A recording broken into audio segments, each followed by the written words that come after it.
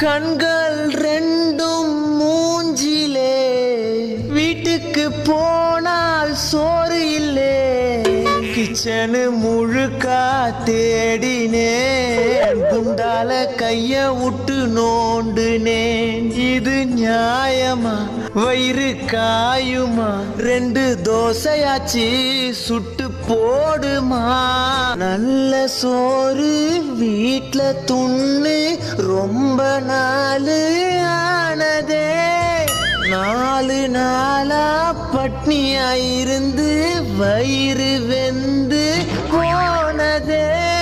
கறி குழம்பும் போனது, மீன் குழம்பும் போனது, சாம்பார துண்ணு புட்டு பாடினேன். பிரியாணி போனது, குஸ்காவும் போனது, தண்ணிய குச்சி புட்டு தூங்கினேன். ரசமே ரசம்